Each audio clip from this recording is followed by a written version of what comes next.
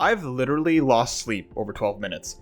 After putting the controller down, I'd be laying in bed just trying to think of new permutations and new pathways to try and get to a new outcome.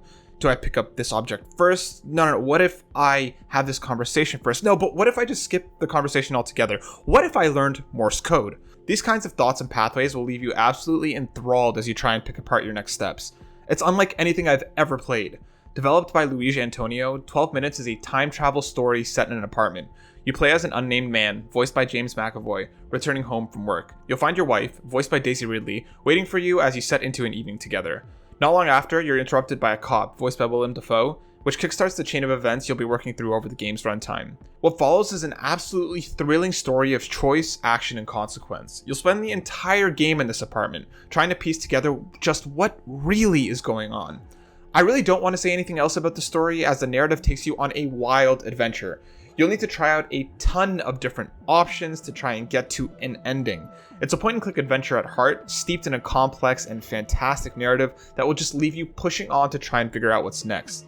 You'll make mistakes, get sent back to the beginning of the time loop, and try again. Failure is inherently part of its design, and those moments when something new happens just feel incredible. The game by no means is a light adventure. There are pathways that lead to self-harm, hurt, trauma, and a lot more. Without giving too much away, this is a really heavy story based around choice, consequence, family, and a lot more, for better or for worse. Just be aware that these things are in the game as you go into it. It's brilliantly written, wonderfully animated, and the voice acting is just stellar. With McAvoy, Ridley, and Dafoe leading the charge, the dialogue pops and each character is handled incredibly well. They all absolutely destroy what they're given in the best way possible, and it elevates the story at every beat. I'm not one for puzzle games or point-and-click adventures. I generally get really frustrated trying to figure out obtuse puzzles and solutions, but 12 Minutes avoids all that by designing everything in a way that gives you those eureka moments over and over. Moments where you'll ask yourself, why didn't I think about this before? How did I miss this? It'll pull at you constantly, and even when you're stuck, pushes you to keep trying. You're not given much direction, you're just kind of dropped into the situation and left to figure out what's next. Luigi, the game's creator, spoke in an interview about how there is no definitive ending. Even after the credits, there's room for something? What that is, I haven't really figured out yet, but after about 6 hours with the game, I've reached a conclusion that I'm comfortable with.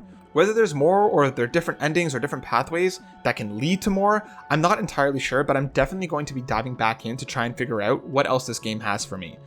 12 Minutes was a game I've been waiting for a long time, and I'm so happy that it didn't disappoint.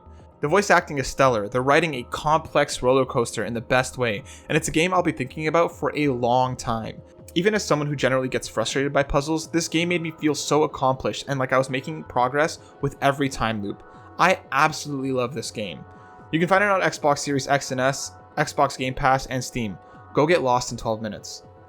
Thank you so much for watching our 12 Minutes review, and thank you to the team over at Annapurna for sending us a code for review. If you want to see more from us, check out our links below. Thanks for watching.